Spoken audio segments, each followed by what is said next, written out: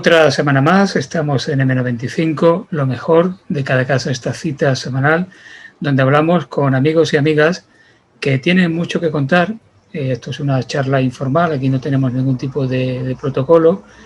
Bueno, el protocolo COVID, ese sí lo tenemos, porque es el signo de los tiempos. Y hoy día lo primero que se pregunta cuando uno se encuentra con una persona, aparte de cómo está de salud, es ¿te han vacunado o no te han vacunado? Es lo primero que yo le voy a preguntar a nuestra invitada de esta semana, que es Lina Urbaneja Ortiz, la historiadora, doctora en historia y cronista digital Lina Urbaneja. Lina, bienvenida, ¿te han vacunado?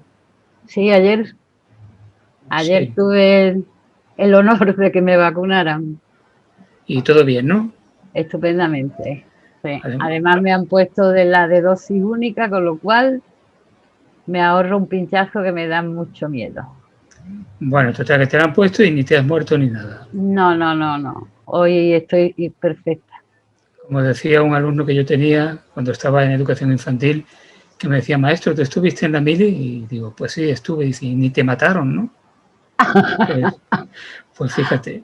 Pues Bueno, nada. Lina, este programa que se llama Lo mejor de cada casa, intentamos hablar con personas que tienen cosas que decir y que nos dicen también qué es lo mejor de su casa. Y eso es lo primero que yo te voy a plantear.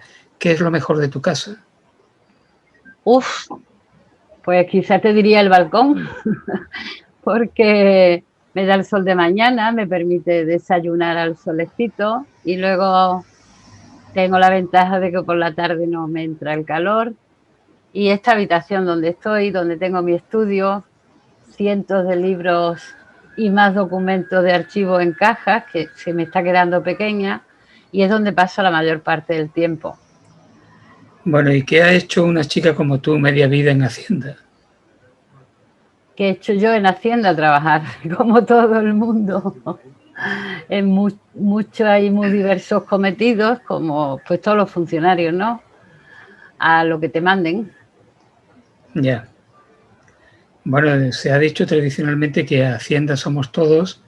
Yo siempre he tenido mis dudas sobre eso, pero últimamente todavía más, ¿no? Porque parece ser que es el único organismo que funciona en España con rapidez y que no se le escapa ningún dato, porque todo lo demás va de capa caída, ¿no? Pero Hacienda no.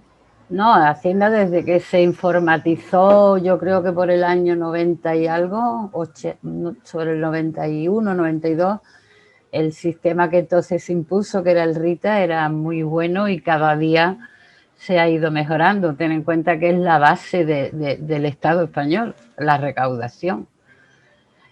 Igual podrían haber hecho con otras instituciones, pero por lo visto este era el que tenía más prioridad, ¿no? Y la verdad es que sí, que es muy difícil engañar a Hacienda a personas normales, porque hay profesionales que han engañado, que engañarán y que siguen engañando. Con Ya. eso... Sí, parece que Hacienda se lleva mejor con los equipos de fútbol que con el ciudadano de a pie. Da esa sensación. Yo lo que tengo la certeza casi es que los ciudadanos de a pie estamos muy cogidos. Cualquier cosa que tú recibas está directamente ya dentro de Hacienda, pero los grandes capitales y todo eso pues tienen muy buenos asesores y siempre se salen, es muy difícil de cogerlo y de seguirle la pista. De vez en cuando se cogen algunos, pero la verdad es que ahí el dinero juega con ventaja. Bueno, Lina, como hablar de Hacienda es muy desagradable, casi tanto como hacerlo de los bancos, vamos a hablar de otras cosas más amables y que nos gusta más, por ejemplo, la historia. Tú cuando descubres la historia como pasión personal, como afición, como vocación, como casi estilo de vida, ¿cuándo descubres tú esa faceta? Muy joven, Paco. Yo siempre quise estudiar literatura, filología, porque me gustaba mucho escribir desde pequeñita. Pero sabes que las cosas no siempre se presentan como tú quieres. Y en este caso, pues fue una tormenta que inundó la sala de la iglesia de Istán, donde estaba todo el archivo parroquial, que era muy extenso y muy interesante. Y el cura don Juan Anaya vino un día a mi casa, yo tendría 16 años, 17, y me dijo, Linilla, esto está chorreando, es una pena que se van a podrir estos libros, ¿por qué no vas y los secas? Y yo empecé a ir a secar libros. A la segunda visita ya se me pegó mi abuela Antonia, que era una mujer muy instruida, muy culta, y ella era la que me decía, no corras, esto tenemos que leerlo antes. Lo poníamos a secar en la azotea con un paño encima para que no le penetrara el sol a la tinta, y a medida que se iban secando pues lo íbamos leyendo. Y ahí apareció mi pasión por la historia, por la paleografía y sobre todo por los documentos. Me parece realmente una anécdota preciosa, Lina, llegar a la historia por una inundación. Por una inundación y dos personas, don Juan Anaya y mi abuela materna. Sí, fue así la verdad. Pues mira, tenemos algo casi en común en ese sentido, porque en la madrugada del 3 al 4 de octubre de 1969 hubo una tromba de agua en Marbella, casi 200 litros por metro cuadrado en un intervalo de 3 o 4 horas, una madrugada, que reventó el río Güelo y que se inundó mi casa donde yo vivía, porque por ahí debajo transcurría el río. Y a partir de ese momento tuve la obsesión de enterarme las inundaciones que había habido en Marbella, cuándo se habían producido y qué daños, que yo era entonces pues un niño todavía relativamente pequeño, ¿no? Las muy curioso. Las actas capitulares de Marbella te hablan de todas las rigadas y de todos los daños. Sí, efectivamente. Que quiero decir que tuve interés también, por lo menos por una parte de la historia de Marbella, como eran las inundaciones, que también pues es un poco una afición un poco extraña, ¿no? Pues sí. Pero bueno. O sea que la lluvia tiene mucho que ver con nuestra afición. Tú has dicho antes que tú tenías en esa época 16 años. Yo recuerdo que cuando yo tenía 16 años ya existía la luz eléctrica. Claro. No sé si en tu tiempo también existía ya la luz eléctrica. Por supuesto. ¿Por qué digo esto? Lo digo porque somos veteranos. Somos veteranos, pero no tanto. ¿Tú crees que el paso del tiempo es una ventaja o un inconveniente? Hombre, el paso del tiempo yo creo que nunca es un inconveniente. Solamente hay que saber adaptarte a los tiempos, porque cada tiempo trae sus cambios, tanto por ejemplo, en la tecnología, sobre todo en las mentalidades. Tú no te puedes comparar hoy con lo que pueda pensar tu hijo o tampoco con lo que pensaba tu abuelo. O sea, las mentalidades van evolucionando pues igual a medida de los tiempos, ¿no? Bueno, y cuando desde una perspectiva actual hay determinados personajes públicos, políticos sobre todo, que piden responsabilidades por hechos históricos de hace 4 o 5 siglos, sin contar para nada con el contexto, para el historiador, ¿eso cómo se interpreta? ¿Qué efecto hace? ¿Qué sensación te llevas tú cuando eso ocurre? Yo soy la primera en pensar que esa petición de perdón, y me acuerdo en este momento de la que le hizo el Estado español a los israelíes, ¿no?, por la expulsión de los judíos.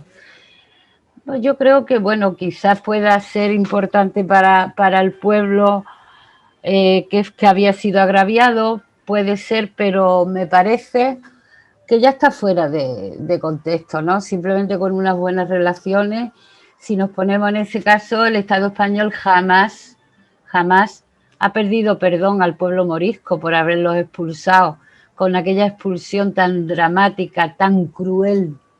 Y no se ha hecho, quizá porque el pueblo morisco se ha integrado dentro del pueblo musulmán y no tiene una entidad tan fuerte como la del judío, ¿no?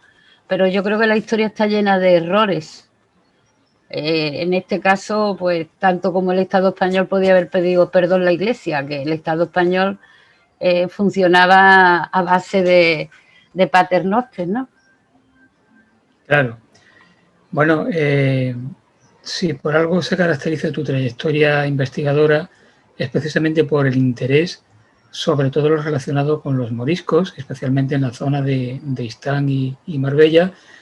Y bueno, yo no dudo en afirmar que tú eres de las máximas conocedoras del tema morisco, ¿no? ¿Por qué te apasionó tanto precisamente ese pueblo o esa etnia o ese movimiento histórico? Pues no sabría decírtelo, quizás porque mis primeros contactos con otros archivos fuera del parroquial fue en el del ayuntamiento de Istán, y siempre había leído muy sucintamente lo que se hablaba de los moriscos de Istán, y de pronto me encontré con documentación en la que se le ponían nombres propios, y lo que eran los moriscos pues pasaron a ser Zacarías Taifor o Fernando de Cáceres, o sea, que tenían su nombre.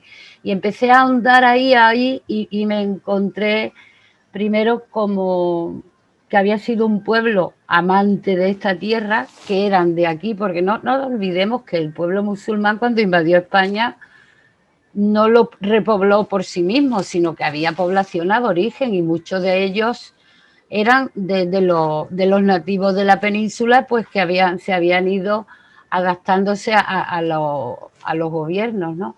Y entonces descubrí todas las injusticias que en el pueblo de Istán se habían hecho contra los moriscos, y quise saber más y hasta hoy todavía no he terminado por aprender, porque la verdad es que es una cultura muy interesante, muy poco valorada por las autoridades, porque luego fíjate, los pueblos, y por ejemplo pongo el caso de Marbella como capital jurisdiccional, y los moriscos de Ojén, por ejemplo, o los moriscos de Istán, tenían influencias mutuas.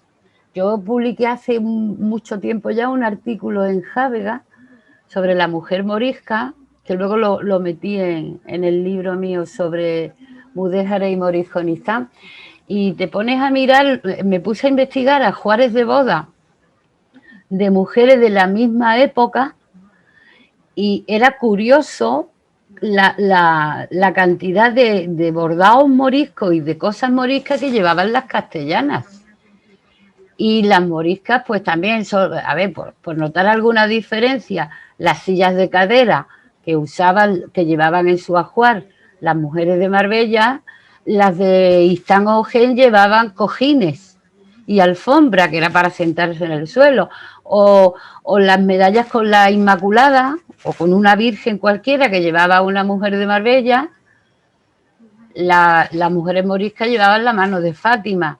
O sea, que era una influencia cultural mutua, que si no hubiera sido pues por las locuras, las elucubraciones de la Iglesia y del Estado, posiblemente se hubiera asimilado a la cultura morisca, posiblemente. Bueno, Lina, ¿quién era el señor Urbaneja y la señora Ortiz? ¿Quiénes eran? Señor Urbaneja era un típico ejemplar de la generación perdida. Mi padre era un hombre de una inteligencia fuera de lo común, de un amor a los libros, a las matemáticas, que con 12 años su padre montó un negocio de carnicería y decidió que sus dos hijos mayores, mi padre y mi tío Frasco, me encanta el nombre de Frasco, en vez de comprar la carne se la iban a criar ellos en la sierra, y los quitó de la escuela. Entonces ellos llegaron a un acuerdo con el hijo del médico, don Manuel Vázquez, y a cambio de cuidarle un huertecillo, le daba clases de noche.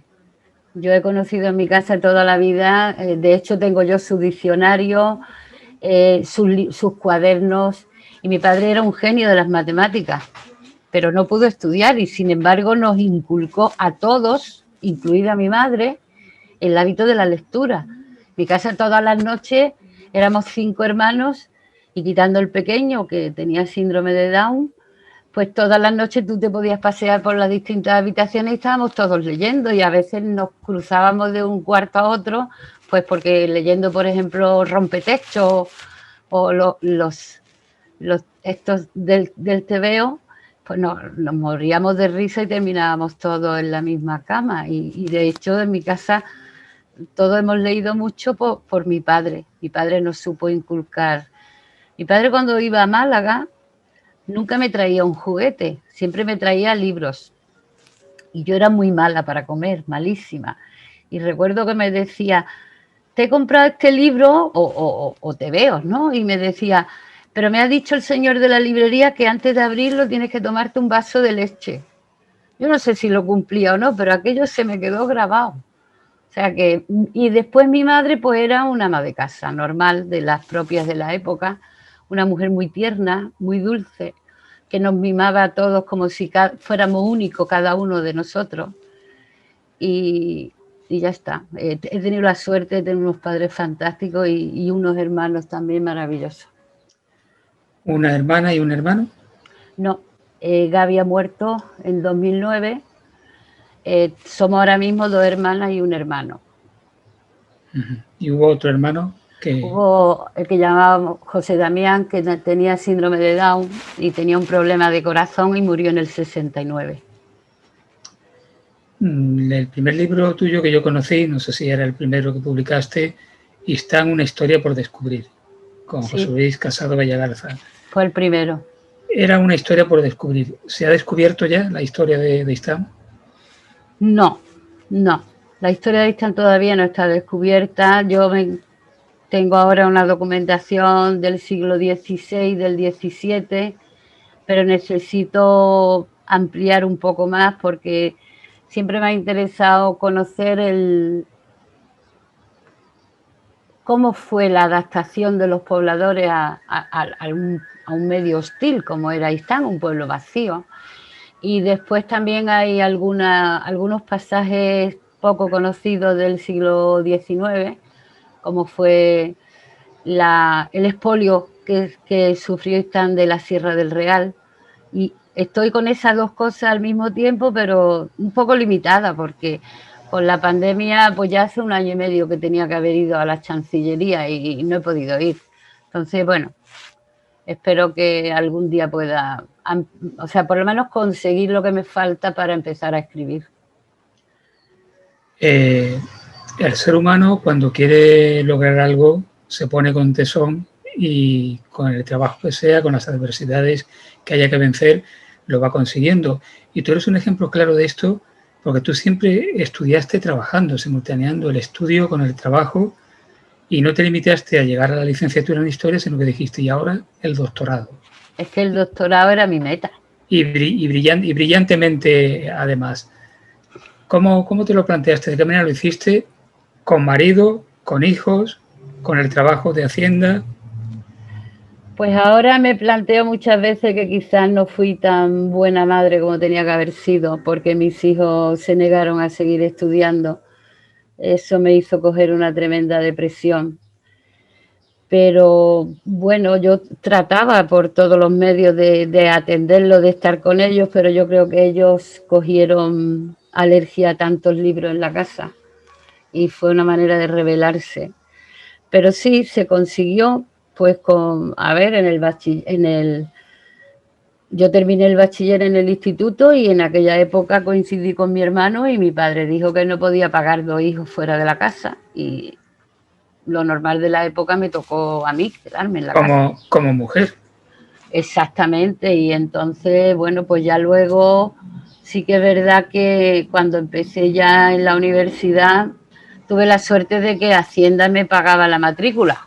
Entonces, si aprobaba, a medida que aprobaba me pagaban todo y bueno, en mi carrera tenía unas notas normalitas y porque tenía que compartir con muchas cosas, pero la verdad es que la trabajé muchísimo y mientras que hacía la comida pasaba apuntes a limpio, me iba a estar los fines de semana y tanto mis padres como mis suegros pues me cuidaban de los niños, nos hacían la comida y yo me dedicaba a estudiar y a veces de madrugada me iba a dar un paseo por el pueblo que mi madre se ponía muy nerviosa porque pensaba que me iban a hacer daño en la calle a tan altas horas, pero era un respiro, ¿no? O sea que yo el fin de semana, toda la semana me dedicaba a pasar apuntes limpios, que siempre se te queda muy bien después de haberlo escrito, y los fines de semana pues le pegaba fuerte al estudio. Y poquito a poco así se hizo. Hay un momento, hace unos cuantos años, en que tú decides hacer también literatura. siempre literatura inspirada por la investigación histórica, y en este caso surge Ataífora, esa novela de hace un par de años, magníficamente escrita, que es un libro de historia, pero es una obra literaria en regla ortodoxa, diría yo, aunque novedosa en otros sentidos, por ejemplo, en el vocabulario que facilita, con un glosario incluido, y del que estamos esperando la segunda parte. Pues la segunda parte le pasa lo mismo que a la Sierra del Real y al siglo XVII de Istán. Yo tengo todo para escribir la segunda parte, pero tengo un problema, y es que no encuentro a Taifora. No lo encuentro, se me ha perdido. He encontrado a su cuñada Guimar aquí en Marbella, cuando la venden, que pasa por varios dueños. Taifora está esclavizada en Marbella. No sé si murió en Marbella o si también fue exiliada, porque después de 1573 se terminaron de desterrar a los que habían quedado aquí. Y me gustaría encontrarla para que tuviera para que fuera históricamente tan fiel como fue la Taifora primera. Pero ya te digo, siempre la segunda parte no va a ser tan bonita ni tan apacible como la primera, porque me va a tocar todo lo que es el destierro, la adaptación a nuevas tierras y todo eso. Y lo tengo en la mente. Aquí tengo un mogollón de fichas que he ido haciendo, pero ¿dónde está mi Ataífora? Que no la encuentro. Y quiero ir a Granada a ver si por allí está. Todo me da la impresión de que Ataífora murió en Marbella, seguro, pero no lo sé. Pues mira, nos has creado ya la curiosidad. A ver, si alguien sabe dónde está Ataífora, por favor que se ponga en contacto con M95 o con Lina. Y la encontramos. Y nos lo diga, y entre todos la encontramos. Bueno, a juzgar por los hechos y por la manera de comportarse muchas veces, nuestros políticos actuales, ¿tú crees que saben algo de historia? ¿Se interesan algo por la historia? A ver, los haylos, digo yo, ¿no? Lo que pasa que desgraciadamente tenemos una clase política de tan poca entidad, no solo como historiadores o como que les guste la literatura, no lo sabemos. Si cuando sale un político a la palestra solo sabe criticar al de frente. Se ha perdido. Mira tú ahora la campaña de Madrid, que hemos tenido campaña hasta la sopa. Nadie ha hablado de proyectos ni de programas. Solamente se ha tratado de criticar al otro y de quitarle su poquito de credibilidad. Yo es que soy una persona que creo muy poco en los políticos y yo creo que eso se nota mucho. Bueno, pues ya somos dos. Bueno, pues mira. Yo siempre he sido muy escéptico, pero con el comportamiento y las actitudes que últimamente se han puesto de manifiesto a lo largo de esta pandemia, es ya para, en fin, para no echar gotas, como se dice, y no digo el refrán exacto. completo, porque se entiende muy bien. Es verdad que debería haber una regeneración política, sobre todo para tener más sensatez y más respeto al ciudadano, que al fin y al cabo es quien mantiene a los políticos y quienes mantienen todo el sistema. Con el que no se cuenta. Tú ponte a pensar en un político de ahora que tenga el carisma de los de aquella primera de la transición. Es que no hay uno solo, bueno, 2, 3, pero son personas que han decidido hacer de la política su medio de vida, su ego personal muy alto, sus buenos trajes de firma, y al pueblo no lo tienen en cuenta nada más que para darle la palmadita en el hombro cuando están en campaña. Y eso no es. Sabes, Lina, que yo creo que estos son los tiempos realmente para los políticos más cercanos. Es cuando el ciudadano creo que piensa más y tiene más confianza en los políticos domésticos o locales o provinciales, que los que están en otro tipo de administraciones que no conocen para nada la realidad del día a día de una ciudad mediana como puede ser Marbella. Es que yo creo que los políticos son unos grandes ignorantes en todos los campos. A ver, que tendrán sus carreras, que ahí no entro, Yo te estoy hablando de la figura del político, no de la persona que está detrás de eso. Pero es que les interesamos muy poco. Yo creo que la culpa es nuestra, porque nosotros no teníamos que haber dejado pasar esa desidia, ese desinterés que hemos ido demostrando, y ellos se convencen, están seguros de que, bueno, el pueblo no habla nada más que cuando echa un voto y no se les tiene en cuenta. Pero espero que llegue el momento en que, como en Inglaterra, en Francia, en los Estados Unidos, el político sea responsable de sus promesas y de sus propias palabras. Que no nos digan todos los días que van a hacer esto, cada 2 meses nos repite que van a hacer eso, y ahí se queda todo y no nombra a nadie. Bueno, después de este capítulo en el que tú y yo hemos hecho unos cuantos amigos dentro de la clase por tema, ¿te parece? Es que no te he oído bien. No, que te decía que ya hemos hecho tú y yo unos cuantos amigos en la clase política. Yo tengo, ya. Con estos comentarios. Bueno, y ahora cambiamos de tema. 25 años desde la creación, desde que se fundó Cilniana. Tú tienes mucho que ver en la historia de Cilniana. Cuando se haga la historia de la asociación, tú te llevarás unos cuantos capítulos.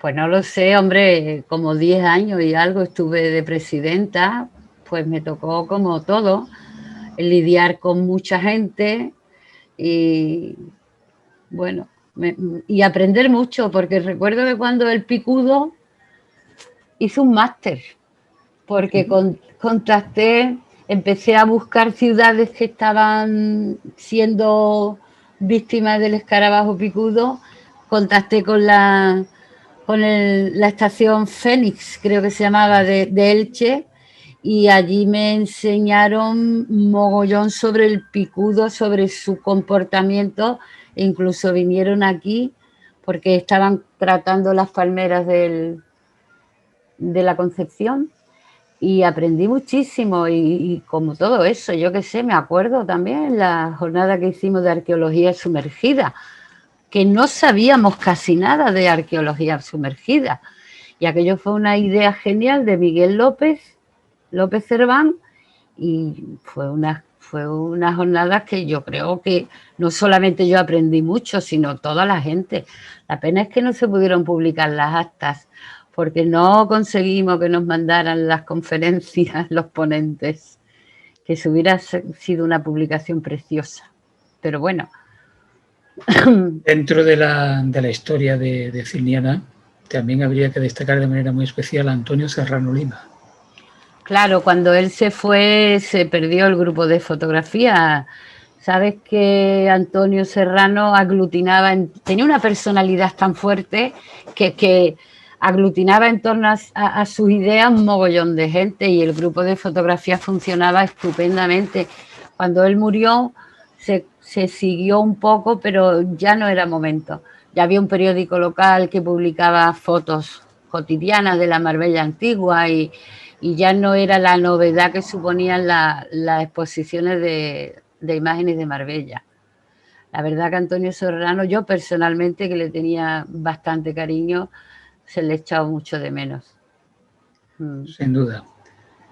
Este es un año en el que se cumple esa efemérides, pero donde las cosas no están demasiado propicias para grandes celebraciones. Pero entiendo que algo va a hacer la asociación, aparte de publicar un número extraordinario de la revista, que será el número 30.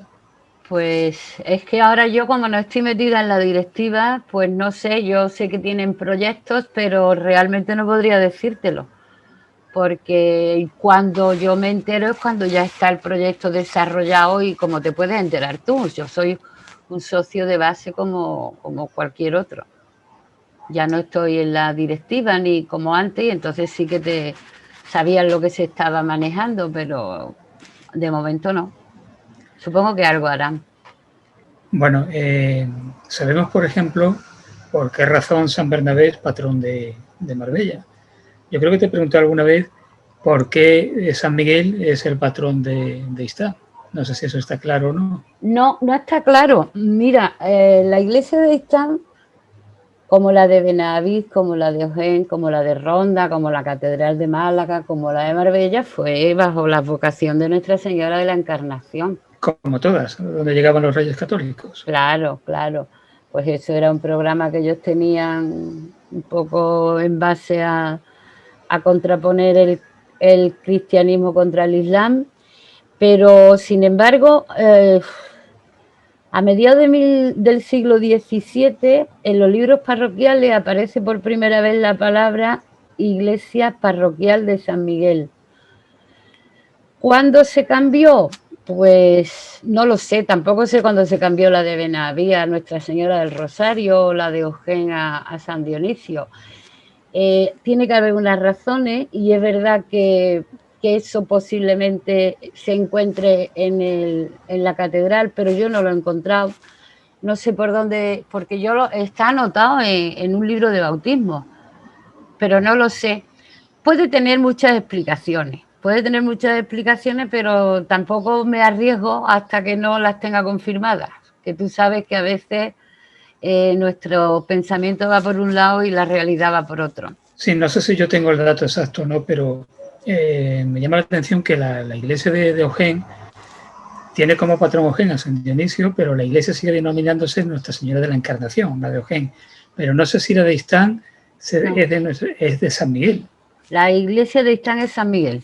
San Miguel, y además ya te digo que creo que fue a mediados del 17 cuando aparece por primera vez la palabra. Siempre decía, se ha bautizado en esta iglesia parroquial, no ponía nombre, hasta que de pronto aparece en la iglesia parroquial de San Miguel Arcángel. Quiere decir que a partir de ahí, pues se hicieron unas gestiones y a partir de ese momento ya fueron ratificadas por el obispado o así. Pero, claro, es que en la catedral hay mucha documentación, pero concretamente sobre eso nadie te dice, pues mira por aquí, mira por allí. No, yo no lo he encontrado. Estando Istán ahí al lado, a muy pocos kilómetros de Marbella, es un pueblo como desconocido para la gran mayoría de marbelleros que no tienen muy claro ni dónde está, ni qué tiene Istán, aunque bebamos diariamente gracias al pantano de Istán, gracias al agua que nos llega desde ahí. ¿Te parece que es así? Pues sí, la verdad, ya cada vez menos, porque también hay mucha gente de Istán que desde la época de las colonias y de las ferrerías se bajaron a Marbella y no pierden el vínculo con Istán. Pero la verdad es que mucha gente te dicen, pues no he estado en Istán en mi vida y no saben lo que se pierden, porque es una experiencia muy bonita. No solo pasear por el pueblo, sino por sus alrededores, por tantos senderos como hay, o pasearte por las acequias hasta llegar al nacimiento del agua. Es una experiencia muy, muy interesante ahora que está tan de moda el turismo verde, ¿no? Pues sí, en cierto modo no está mal que determinada fauna humana, llamémosle lo que a veces se llaman inversores, otras veces especuladores, que no tiene nada que ver una cosa con otra, pero a veces se confunde, que no digo que no está mal que no terminen de descubrir Istán, porque lo mismo terminábamos con esa zona verde o hacíamos algún edificio de 15 plantas o cosas por el estilo, ¿no? Yo siempre he estado convencida de que Istán se ha mantenido su pureza y todo eso gracias a la carretera, que ha asustado a mucha gente a subir. Y ahora todo lo que se ve pues son personas que compran una parcela en el campo y se hacen su casita allí en el campo. Cada día hay más casitas, pese a las restricciones que marca la Junta sobre extensión del suelo para construir, ¿no? Y todo eso. Pero está bien, porque a mí me sigue gustando salir a la calle y no tener necesidad de echar la puerta porque sé que nadie va a entrar a mi casa. Y me encanta pasar por la calle y saludar a todo el mundo. Tú no puedes pasar por el lado de una persona sin saludarla porque va a decir qué le he hecho yo a esta mujer, ¿no? Que no me habla. Ese carácter de familiar que tiene el pueblo, que ya no es el que tenía cuando yo me criaba, pero todavía conserva esa hermandad que si tuviéramos mucha gente de fuera quizás se perdería. ¿Cuál es el gentilicio oficial de Istán? Ya sabes, panochos. Tú miras el pero diccionario. ¿es oficial ese? Bueno, si mira, oficial, el ayuntamiento lo utiliza. Hombre, si miras los diccionarios te dirán que sí, si lees la Taifora te dirá que Istaníes, ¿no? Pero bueno, una cosa es lo que te digan la Real Academia y todas las autoridades en este tipo, y otra es la que normalmente nosotros, pues yo voy por la calle y me dicen panocha y me vuelvo directamente porque sé que es a mí a quien me están hablando. Es como pasa un poco como el marbellero, marbellí, marbellense, pero que en este caso, pues la gente de solo, yo me acuerdo una vez que vino un cura, no me acuerdo, pero ya hace muchos años, y desde la primera vez que se dirigió al pueblo dijo, queridísimos istanenses, y toda la iglesia una les dijo, panochos. O sea, la gente de Istán no permite que le digan otra cosa que no sean panochos. Y ya Bueno, está. Lina, lo mismo que en Marbella, siempre ha sido un lugar muy rico a la hora de apodos. Rara la familia que no ha tenido, que tiene un apodo, aunque hoy día no se use. ¿En Istán se ha dado lo mismo? ¿Las familias han tenido sus apodos también? Sí, yo recuerdo que mi padre tiene por ahí una listita que puso de los apodos que había. Sí, yo, por ejemplo, si me pregunta alguien, ¿tú de quién eres? Pues yo digo, de Miguel Urbaneja y Antonio la de Galindo. Pues porque a mi familia materna le llamaban Galindo. No sé por qué, no sé por qué, pero hay mucha gente que todavía utilizan el apodo. Y la gente joven está demasiado acostumbrada a poner apodos. A lo mejor te hablas de alguien y dices tú dime quién es, porque tú ya no conoces esos apodos. O sea que es una costumbre que no se ha perdido del todo. Un pueblo que tiene actualmente más o menos ¿cuántos habitantes? Mil y algo. Si esta no crece mucho, y la verdad como 1.300 así habitantes. Y bueno, es una población que está envejeciendo mucho, aunque también hay gente joven que se ha quedado allí. Las escuelas están muy bien, funcionan estupendamente. Yo estuve, cuando presenté la Taifora, me invitó el AMPA y tuve una experiencia magnífica con los niños del colegio, donde muchos llevaban el libro para que se lo dedicara y te hacían unas preguntas muy, muy interesantes. O sea que no está masificada, pero tampoco está vacía las aulas, sino que yo creo que tiene un número apañadito. Eso da esperanza, ¿no? No, hombre, sin duda. ¿La docencia te habría gustado?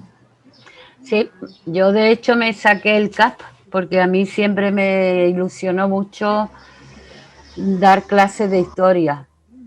Dar clases de historia porque conozco a mucha gente que odian la historia porque no se la supieron explicar.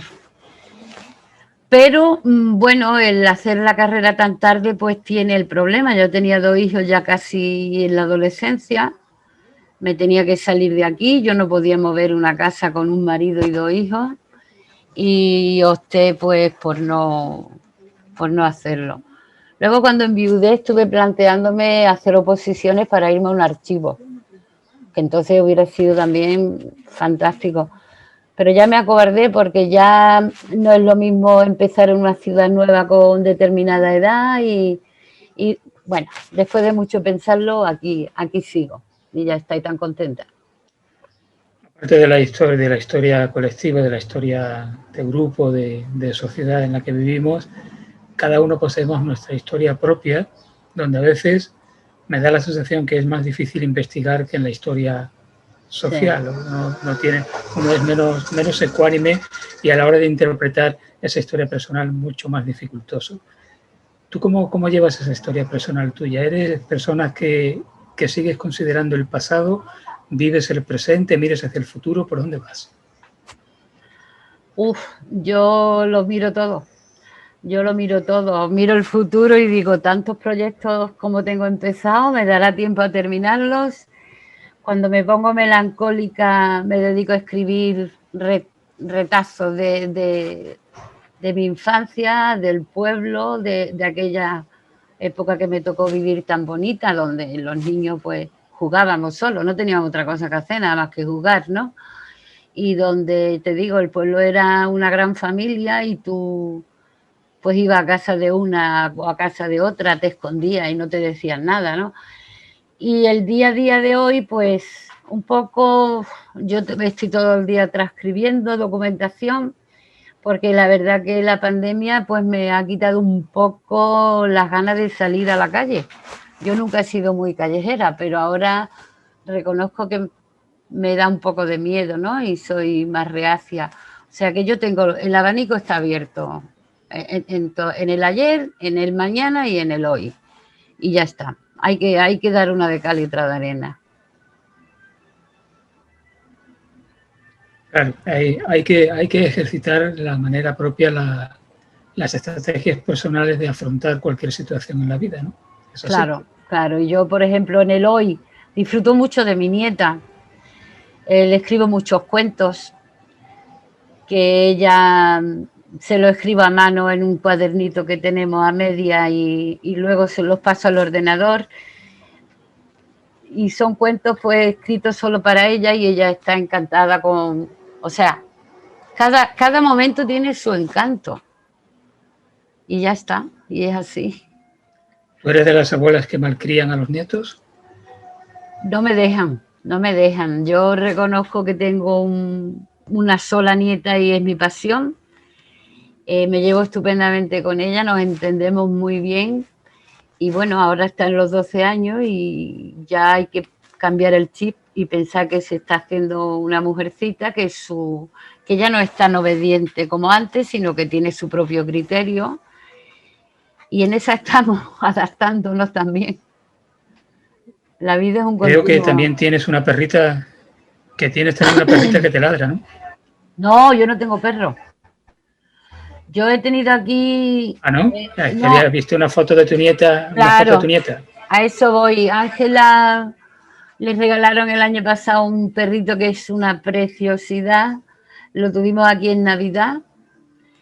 Y cuando volvió allí a su pueblo, pues hay un señor que se han dedicado a echar veneno y el perrito con unos 8 meses murió envenenado. Ni decir Qué tiene... gracioso el señor. Yo le dije a la madre que fuera al ayuntamiento y denunciara sin tener que decir quién era, porque tampoco lo sabía exactamente, pero ya era el tercer perrito que había muerto. Y eso ha sido para mi niña una depresión tremenda. No, ella no para de cambiarme el perfil de mi teléfono, me lo cambia ella y siempre pone a su perro. Ya. Claro, no. Pena.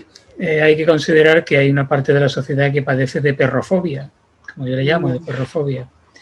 Me resulta un poco increíble, pero hay quien persigue a los perros. Bueno, ¿qué vamos a hacer? Un perrito de 8 meses que va con su dueña, que es una chiquilla, pues ¿para qué echas veneno si sabe que los perros lo van a tocar, lo van a oler? Yo creo que eso es una crueldad muy grande, muy grande. Lina, ¿tú has sido o eres una persona enamoradiza? Yo, no, no mucho, no mucho. Yo me casé con mi mejor amigo desde la infancia, teníamos la misma edad, habíamos compartido juegos de infancia, luego gamberrada y todo esto, y la verdad es que no, yo ya cuando enviudé lo que tenía muy claro es que ya mi cupo de hombres ya con los que había pasado antes ya tenía bastante y ahí estoy tan tranquila, no quiero hombre en mi vida. Bueno, tengo dos magníficos, mi hijo Diego y mi hijo Alejandro, pero ya está. Y bueno, y mi hermano Pedro, son los 3 hombres de mi vida, ya no tengo ni quiero más. Bueno, después tienes muchos amigos que son hombres también, que somos hombres, que también están en cierto modo en tu vida. Y me encanta, mira, porque una vez Manolo Palma, un cura amigo mío, me dijo, Lina, tienes más amigos hombres que mujeres. ¿Y sabes por qué? Yo tengo muchos amigos hombres, muchísimos, pero desde pequeña estoy acostumbrada a tener amigos niños, cuando en aquel tiempo los niños con los niños, las niñas con las niñas. Pero en la casa de mis padres, en aquella calle, no había nada más que personas viudas. Y yo para jugar pues me iba a casa de mis abuelas y allí la mayoría de los vecinos eran desde mi primo Alfonso, que era mi primo del alma, pues todo, el molinero, el otro. Tenía muchísimos amigos y mis padres, como yo fui hija de padres jóvenes, jamás me dijeron no, con los niños no, sino pues se tenían que venir a mi casa a leer, pues se venían. Que yo me tenía que ir a casa de ellos a leer, pues nos íbamos. ¿Sabes qué te digo? Y entonces, para mí un hombre es un amigo y una mujer es un amigo. Me da igual, porque la amistad está por encima de todo, ¿no? Y es verdad que tengo muchísimos amigos, cosa que de la que presumo, que siempre digo, no tengo dinero, pero sí amigos. ¿Tú eres feminista? Yo soy feminista. Es que yo creo que el feminismo, quitando aquellas primeras luchadoras, que sí que es verdad que para mí, más que feminismo, yo soy igualitaria. No tiene que existir la diferencia entre sexos. Yo creo que la vida sería mucho más fácil si todos actuáramos igual. No hay que llevar las cosas a un extremo. Y pienso que lo mismo que te he dicho antes, que para mí un amigo no tiene sexo. Pues yo creo que la igualdad entre sexos tiene que ser igualdad, sencillamente sin poner el masculino o el femenino. Y sí que soy reivindicativa, ¿no? No me gustan las injusticias, por supuesto, y en lo que respecta a las mujeres, pues mucho menos.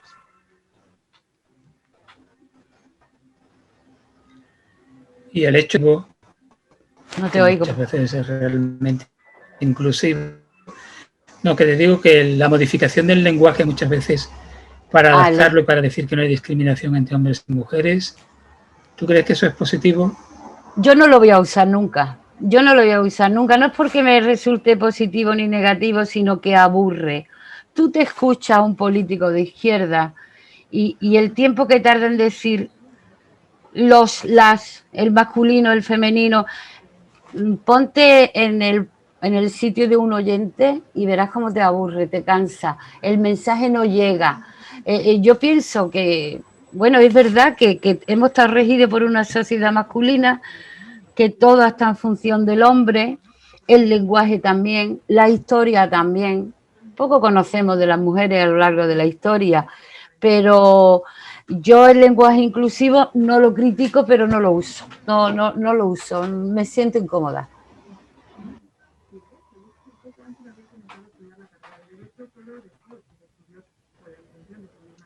Claro, pero llevas tu razón. Habría que preguntarse dónde están las mujeres de la generación del 27, que las hubo, sin embargo nunca se habla de ellas, excepto de María Zambrano, por lo menos se ha hablado de María Zambrano, que es una punta de lanza, ¿no?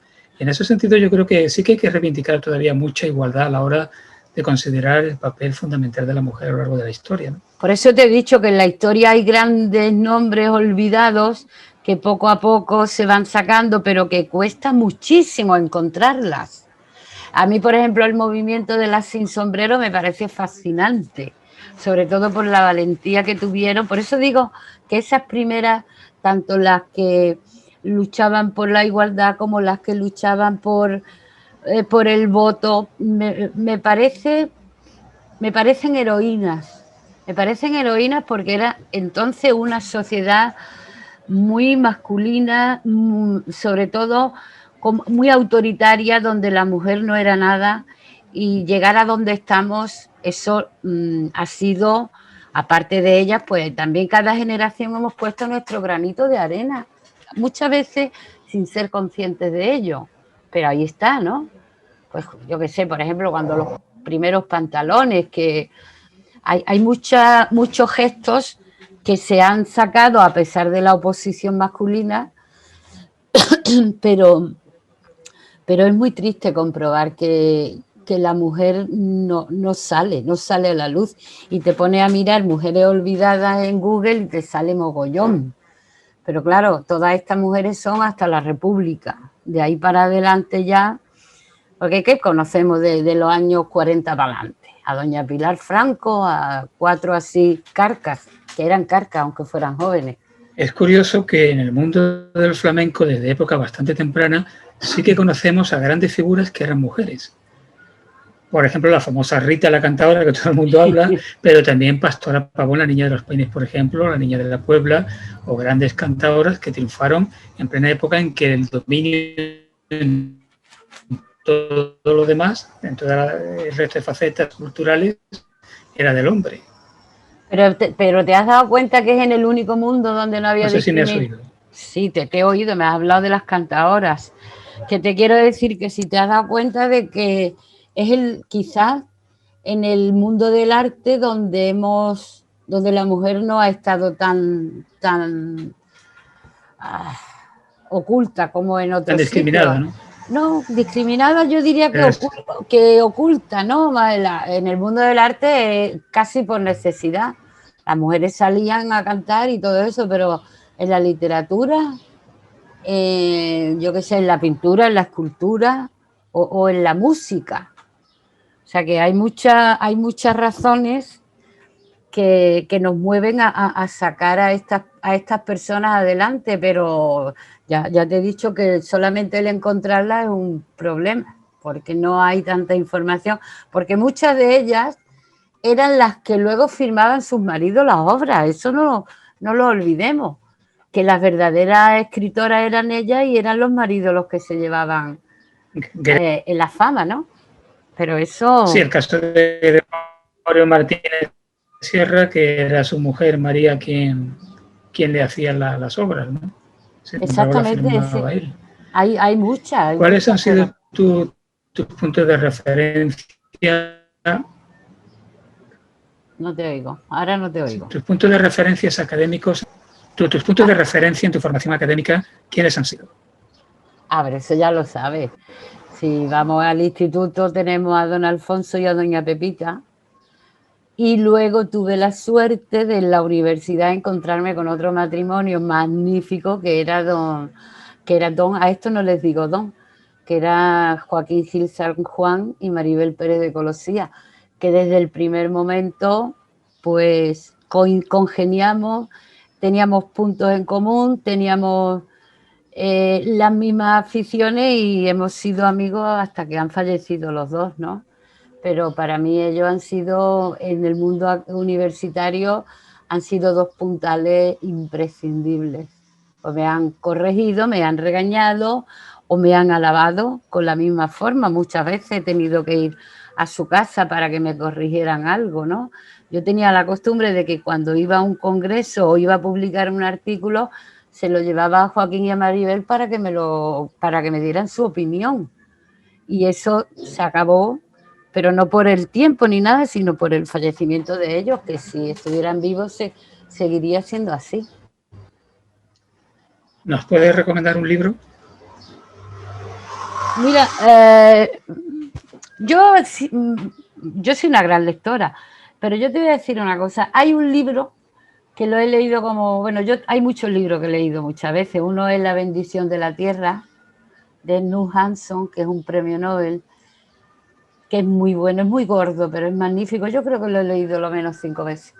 Pero hay otro que también he recomendado mucho y que he comprado y regalado mucho, que se llama La sombra del granado.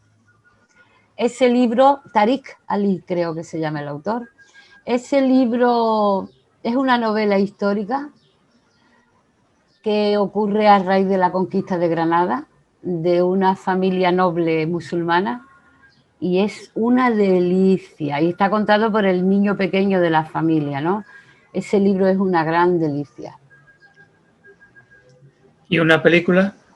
Oh, ahí me pillas porque soy de poco cine, con los clásicos y con todas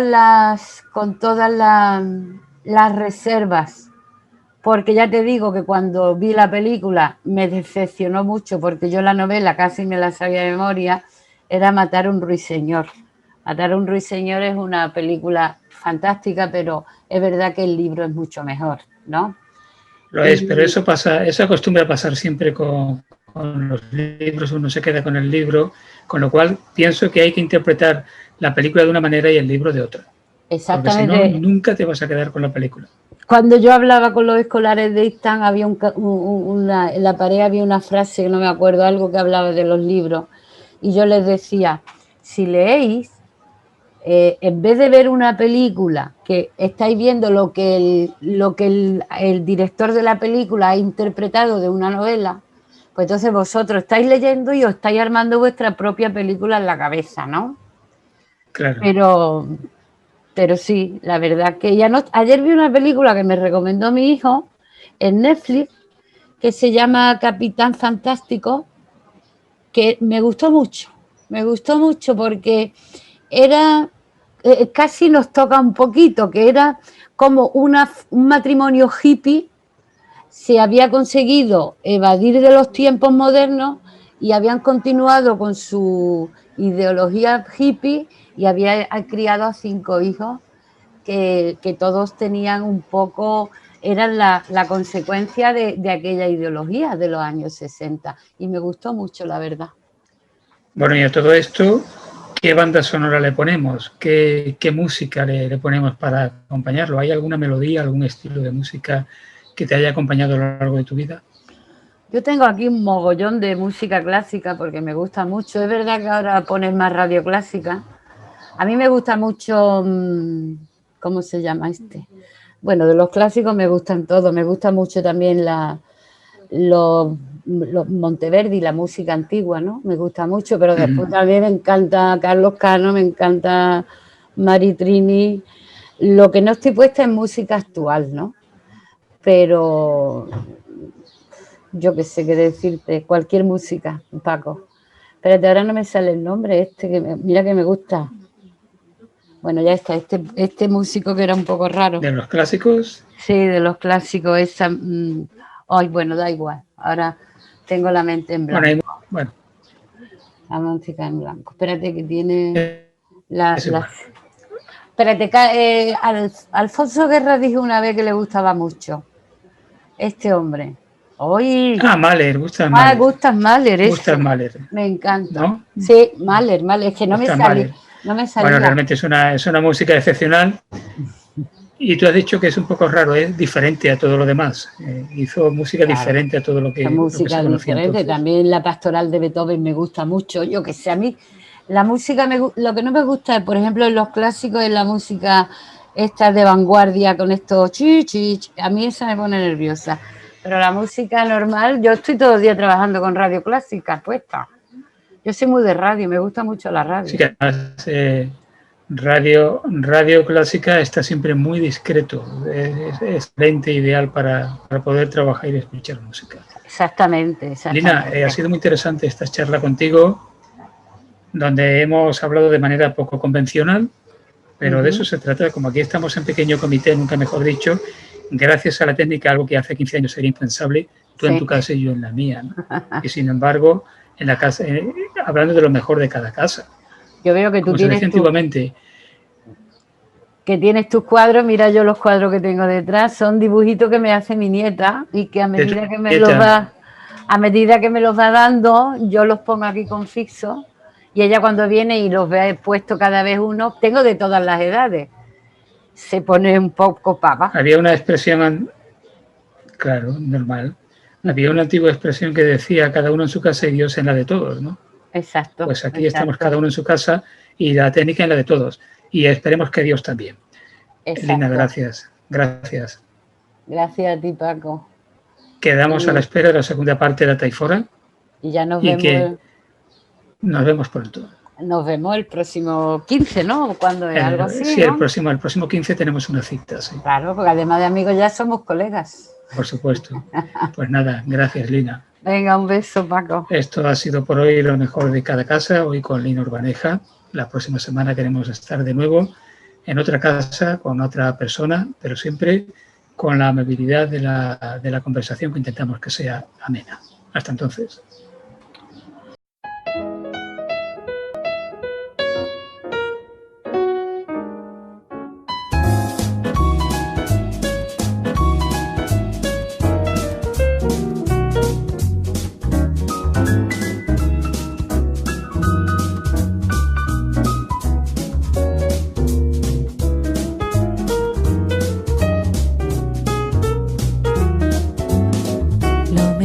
De cada casa.